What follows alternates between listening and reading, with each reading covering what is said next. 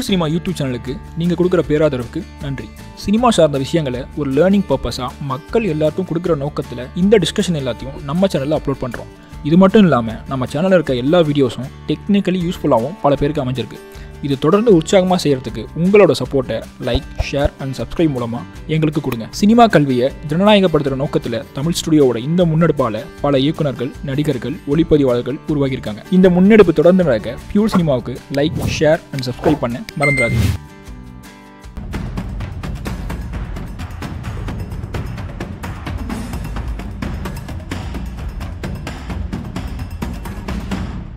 கலை மனிதனாக பிறந்த ஒவ்வொருவனும் அள்ளி அள்ளி பருக வேண்டிய அமிர்தமடாது.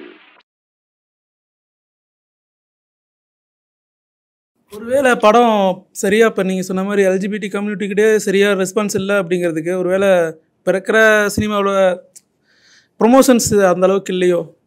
ப்ரொமோஷன் இல்லை இந்த படத்தை வந்து நான் ஆக்சுவலாக ப்ரமோஷன் முடிஞ்ச அளவுக்கு பண்ணியிருக்கோம். இந்த ஒரு படத்துக்கு என்ன பண்ண முடியுமோ அது பண்ணியிருக்கோம். பட் இப்படி ஒரு படம் வருது அப்படின்றது நான் வந்து ஜென்ரலி பர்சனலாகவே நிறைய கம்யூனிட்டி சார்ந்த நிறைய பேருக்கு நான் வந்து கம்யூனிகேட் பண்ணியிருக்கேன். நிறைய பேர் வந்து படத்தை பார்த்துருக்காங்க. அதில் நிறைய பேர் இன்ஸ்டாவில் ஷோஸ் போட்டிருக்கேன். நான் ஒரு 4-5 ஷோஸ் போட்டிருக்கேன். அதே மாதிரி ரெயின்போ ஃபிலிம் ஃபெஸ்டிவல் அப்படின்ற ஃபெஸ்டிவலில் நான் ஸ்க்ரீன் பண்ணியிருக்கேன். அவரோட ஃபுல் க்ரௌடோட வந்து பார்த்தாங்க. எல்லாருமே ஃபுல்லாக சப்போர்ட் பண்ணுறேன், தியேட்டர்லலாம் போய் படத்தை பார்க்குறேன்ற மாதிரிலாம் அவங்க சொன்னாங்க. பட் அது கன்வெர்ட் ஆகலை. டிக்கெட்ஸாவோ இல்லாட்டினா சோஷியல் மீடியாலேயோ அது கன்வெர்ட் ஆகலை. பெரிய ஒரு ஐதர் சப்போர்ட் ஆர் ஒரு positive review or negative review எதனா வரணும். பாசிட்டிவ் ரிவ்யூஸ் நிறைய வந்தது. பட் நான் நினச்ச மாதிரி அது டிட்ன்ட் ரீச் பீப்புள் நான் நினைக்கிறேன்.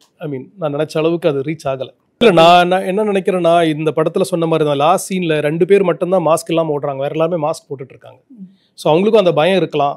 அது ஓப்பனாக வந்து அதை சப்போர்ட் பண்ணவோ இல்லாட்டா அதோட ரிவ்யூ எழுதவோ இல்லாட்டினா ஃப்ரெண்ட்ஸ் கிட்ட போய் வா இந்த படத்தை பார்க்கலாம் அப்படின்னு சொல்லவோ அவங்க மேபி தயங்கி இருக்கலாம். அதான் சார், அதுதான் இப்போ இங்கே இருக்கிறதுல என்னென்னா நிறைய பேர் அந்த ஒரு இதில் தான் பேசுகிறதே வெளியே வர மாட்டேங்கிறாங்க. என்னுடைய தாட். ஸோ பப்ளிக்காக ஓப்பனாக வந்து ப்ராபப்ளி அவங்க அந்த அந்த ரெடி ஆகலை. ஆமாம் அந்த ஒரு வருஷம் மாதிரி பொண்ணு ஒரு வேலை இவங்களுக்கு பிடிச்ச மாதிரி வந்து மாறி இருந்தால் வச்சுங்க சார், அப்போ தான் அந்த கதை கொலாப்ஸ் ஆகிருக்கும். அது நீங்கள் அப்படியே விட்டதுனால தான் நல்லா இருந்துச்சு. இல்லை, அது மாற முடியாது. அர்த்தமே இல்லையே.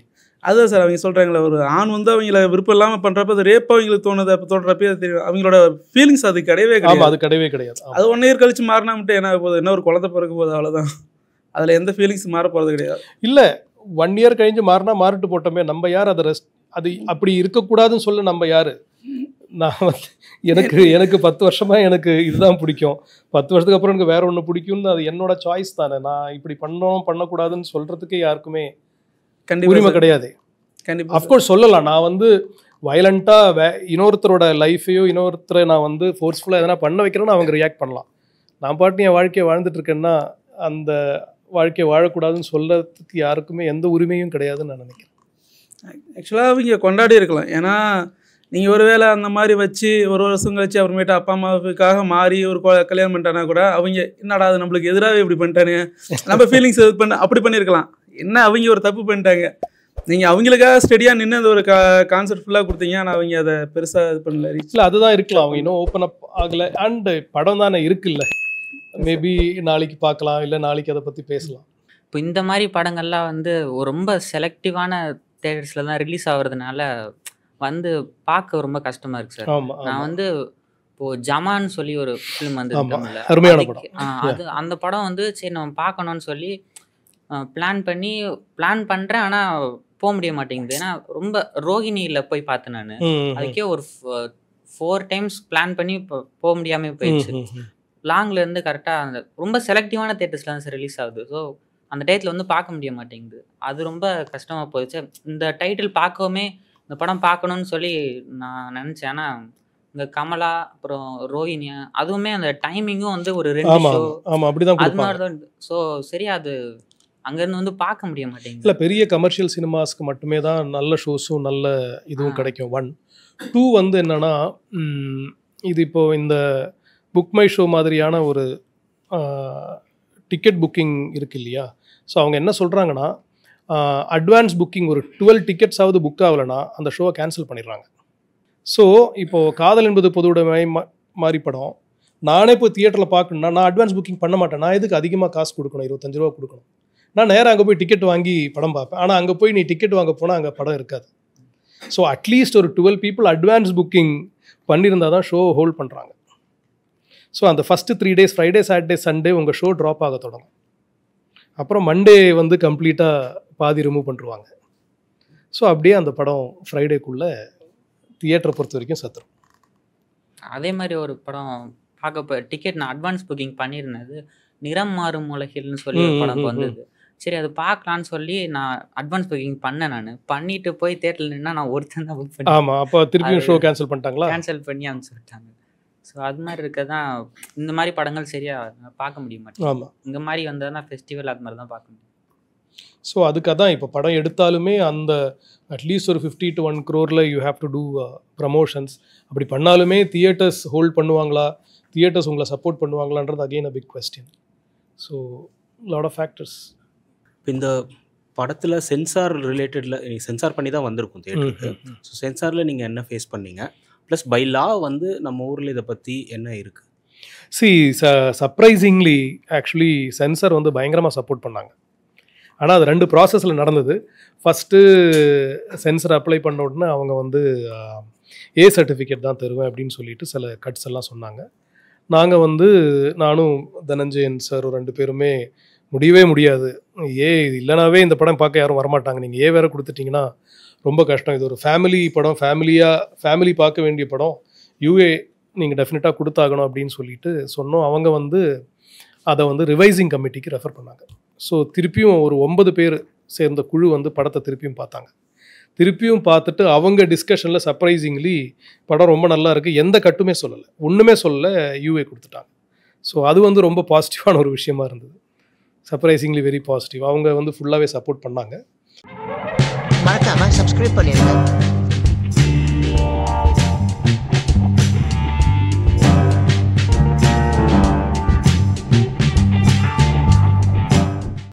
இந்த படம் வந்து பிஸ்னஸாக வந்து நிறையா பாதிக்கப்பட்டிருக்கும்.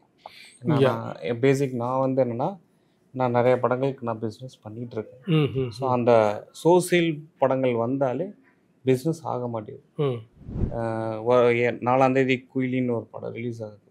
என்ன படங்க? குயிலி. ஓகே. ஸோ அந்த படம் பார்த்தீங்கன்னா அவ்வளோ ரெஸ்பான்சிபிலிட்டியாக ஒரு விஷயங்கள் பண்ணிடுறாங்க, ஆனால் அதை பிஸ்னஸ் பண்ண முடியல. ஸோ அதுக்கான மாற்றம் என்னவா இருக்கும்னு நீங்கள் எதிர்பார்க்குறீங்க சார்? உங்கள் படத்து மூலிமா நீங்கள் அனுபவிச்சதை எப்படி பண்ணலாம்? ஏன்னா நான் சின்ன படங்கள் எல்லாத்துக்கும் பிஸ்னஸ் நான் பண்ணிகிட்ருக்கேன், ஏதாவது ஒன்று முயற்சி பண்ணலாம் அப்படி.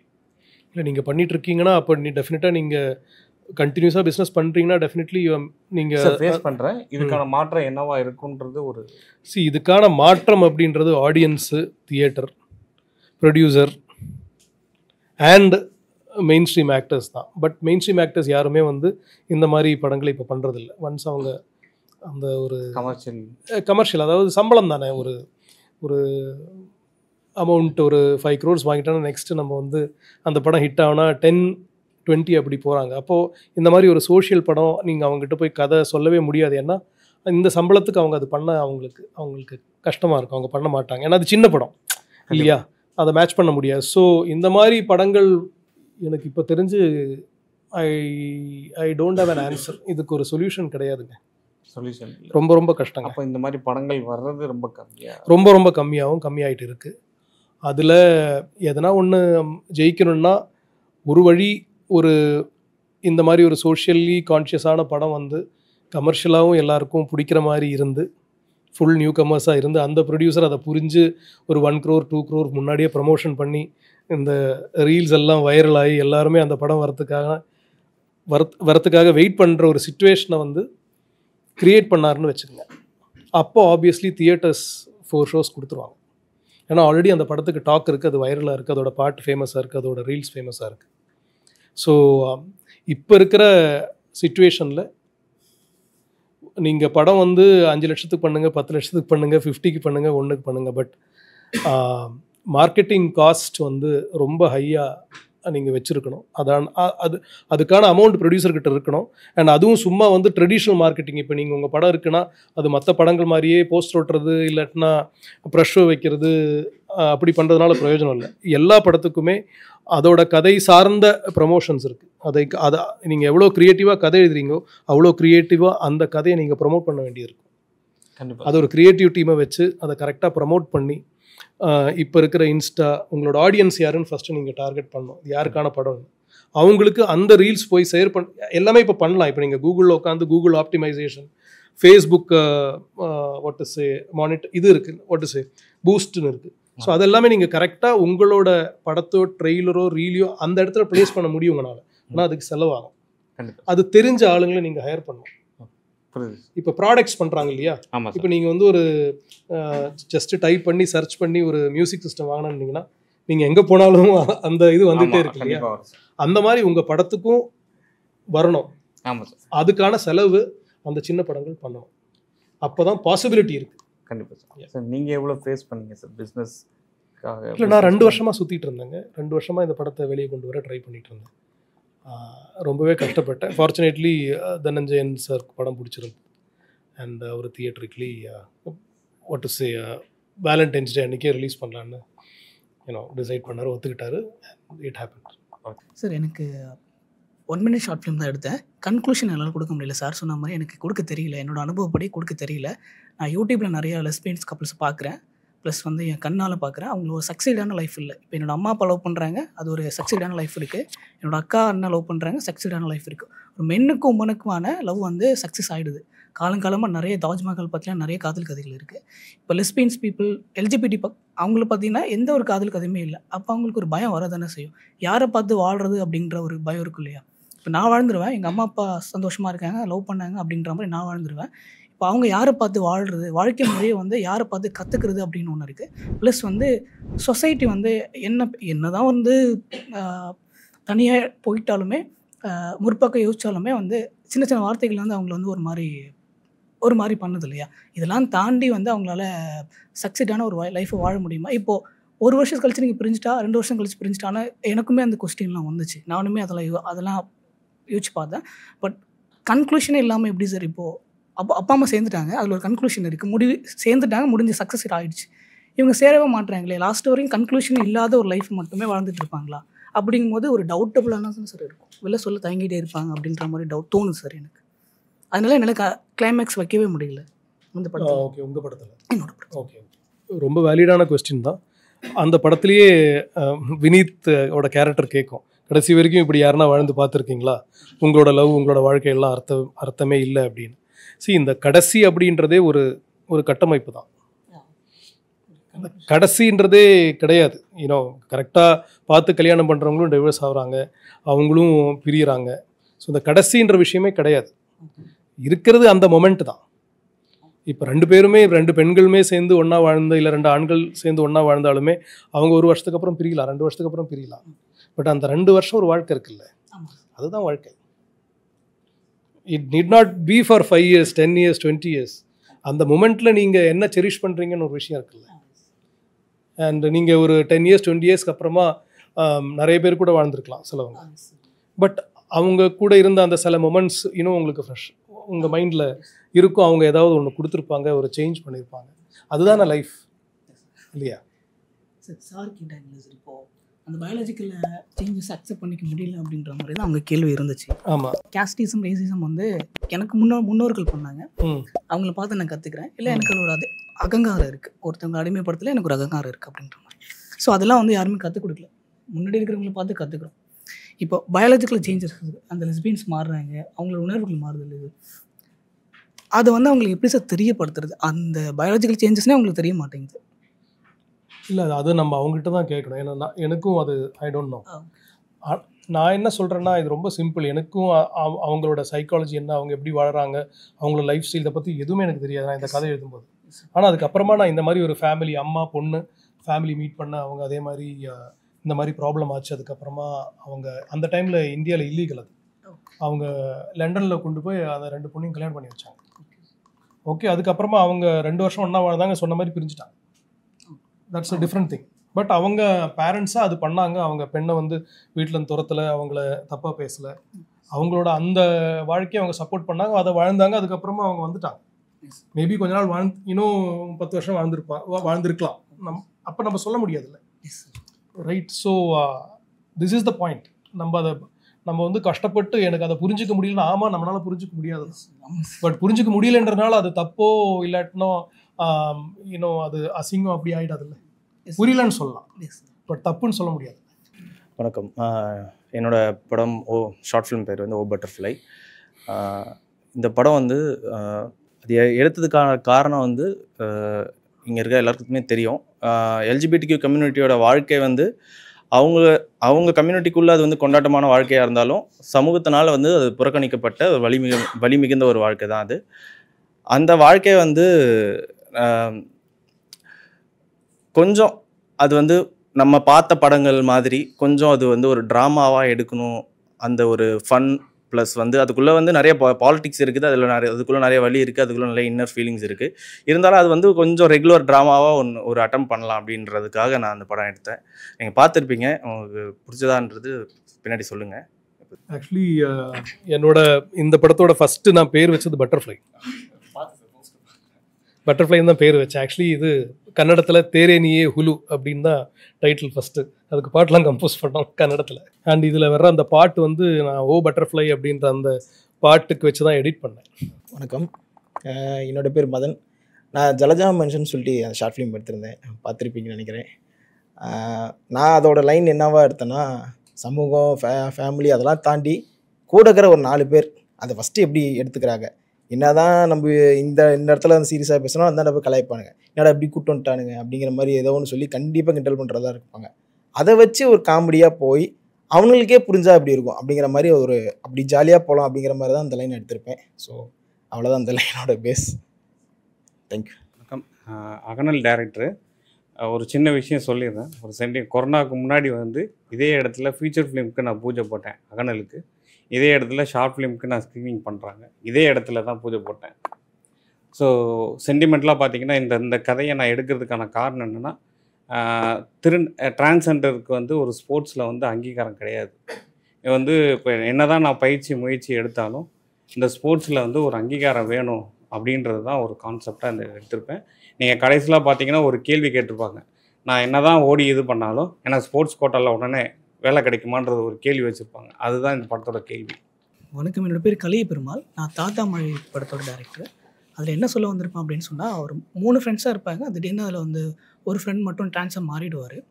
ஸோ திரும்ப அவர் ஊருக்கு வரும்போது கூட இருக்கிற ஃப்ரெண்டே அவர் லவ் பண்ணுவார், விட்டுறக்கூடாது அப்படின்றதுக்காக.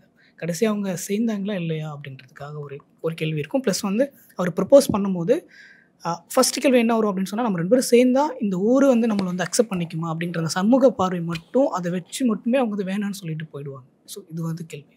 ஆனால் நீங்கள் சொன்னது டிரான்ஸ்ஜெண்டர் ஆனால் சீரியஸாகவே அது இருக்குண்ணே. அது நீங்கள் சொன்னது தான் சூப்பர்ண்ணே. ஏன்னா இப்போ ஒரு மென்னோ ஜென்டரை வச்சு நீங்கள் போனால் கூட ஒரு ஃபார்மே ஃபில் பண்ணால் கூட டிரான்ஸ்ஜெண்டருக்கு இல்லவே இல்லை. கண்டிப்பாக இல்லை. அது உண்மையுமே நீங்கள் நல்ல விஷயம் சொல்லியிருந்தீங்கண்ணே. தேங்க்யூ. அப்புறம் அண்ணா பட்டர்ஃப்ளை மேக்கிங் சூப்பர்ண்ணே. நீங்கள் ஃபன்னாக வந்து அதை சொல்லியிருந்தீங்க.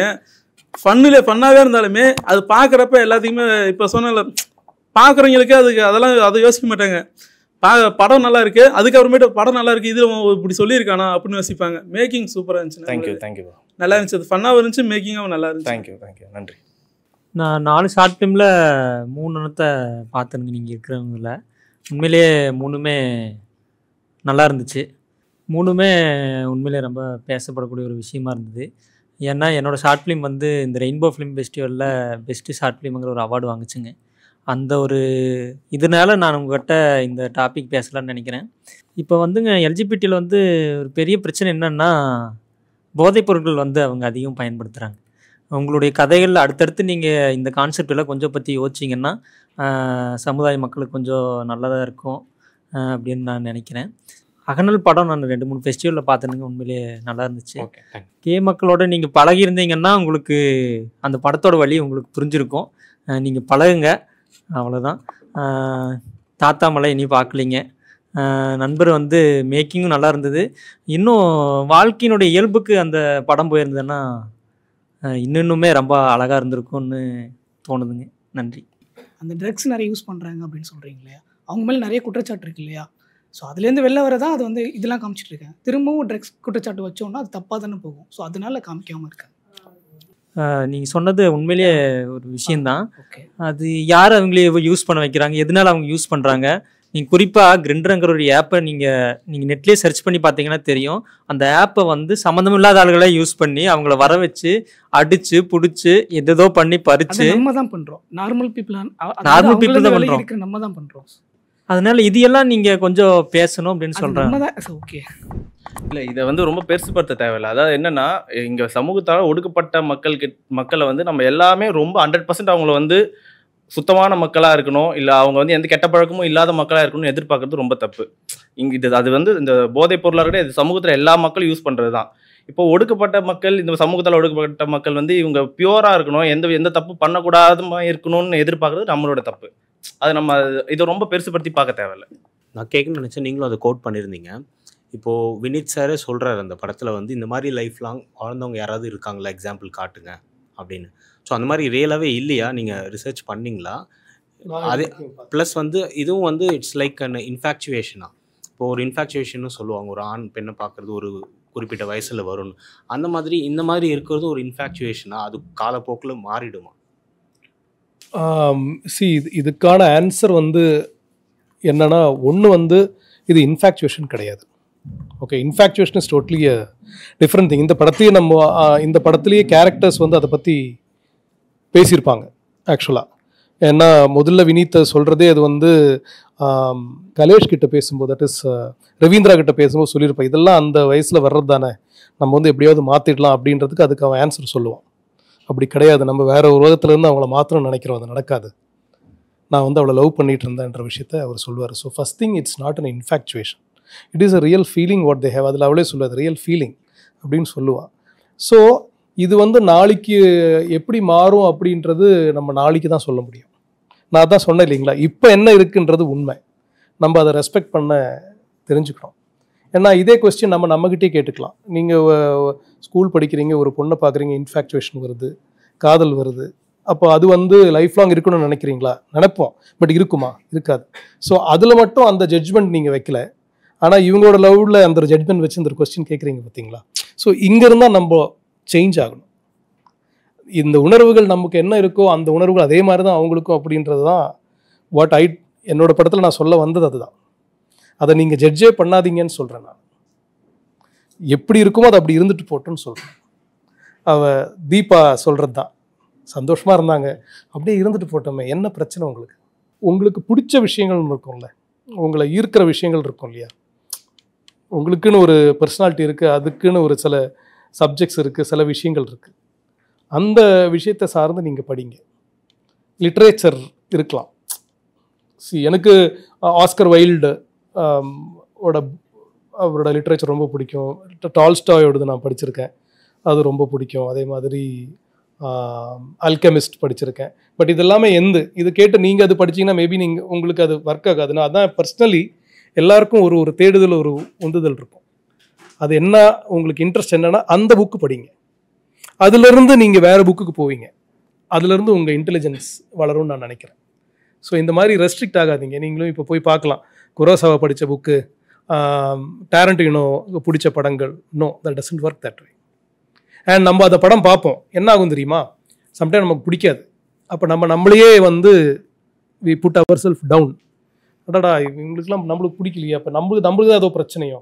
அப்படி கிடையவே கிடையாது. எல்லாருமே தனிப்பட்ட மனிதர்கள் இல்லையா. ஸோ உங்களோட டேஸ்ட் என்னன்னு நீங்கள் ஆஸ் அன் ஆர்டிஸ்ட்டாக, நீங்கள் கேட்ட கொஸ்டின் எனக்கு அதான் புரியுது. ஆஸ் அன் ஆர்டிஸ்ட்டாக நீங்கள் எப்படி க்ரோ பண்ணணும் அப்படின்னு தான் உங்களோட கொஸ்டின் நினைக்கிறேன் நான். உங்கள் டேஸ்ட் என்னன்னு கற்றுக்குங்க, உங்களுக்கு என்ன பிடிக்கும்னு பாருங்கள், அதுக்கு ஏற்ற புக்ஸை பாருங்கள், அந்த ஒரு ட்ராவல் பண்ணுங்க, அப்போ எல்லாமே ஓப்பன் அப் ஆகும். புரிஞ்சுதுங்களா? நீங்கள் கேட்ட கேள்விக்கு நான் பதில் சொல்லிட்டேன்னா ஓகே. பட்டர்ஃப்ளை எனக்கு ரொம்ப பிடிச்சிருந்துச்சி பர்சனலி. இட்ஸ் லைக் ஒரு சின்ன மூவியை வந்து சின்னதாக காட்டினா எப்படி இருக்குமோ அதே இருந்துச்சு. So super. ஸோ மேபி தாத்தா மலை நான் இன்னொரு வாட்டி பார்க்கணும்னு நினைக்கிறேன்.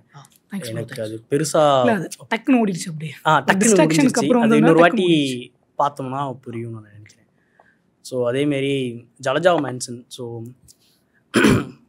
இந்த பர்டிகுலர் இந்த டாபிக் தொடரும்போது ஒன்று எடுத்தாங்க அப்படின்னா ரொம்ப எமோஷ்னலாக ரொம்ப அவங்கள வந்து இது பண்ணுற மாதிரி எடுப்பாங்க. ஐ மீன் எப்படி சொல்கிறதுனா அவங்கள ரொம்ப அவங்க பரிதாபப்படுற மாதிரியோ இந்த மாதிரியோ அந்த மாதிரியான மோஸ்ட் ஆஃப் த மூவிஸ் அந்த மாதிரி தான் இருக்கும். இல்லை அப்படின்னா அவங்கள வந்து ரொம்ப மட்டம் தட்டி இழிவுபடுத்தி அவங்கள வந்து ரொம்ப காயப்படுத்துகிற மாதிரியான இதுவாக இருக்கும். பட் ஆனால் ஒரு செட் ஆஃப் மீட்டர்லேயே மெயின்டைன் பண்ணிங்க, அது ரொம்ப பிடிச்சிருந்துச்சி. இப்படியும் இல்லாமல் அப்படியும் இல்லாமல் சொல்ல வேண்டியதை கரெக்டாக சொல்லிவிட்டு அதை ஃபன்ஃபுல்லாக கொடுத்தது சூப்பராக இருந்துச்சு. So nice. அப்புறம் மியூசிக் சூப்பராக இருந்துச்சு. ஸோ எல்லாத்துக்குமே வாழ்த்துக்கள். மறக்காம சப்ஸ்கிரைப் பண்ணிடுங்க.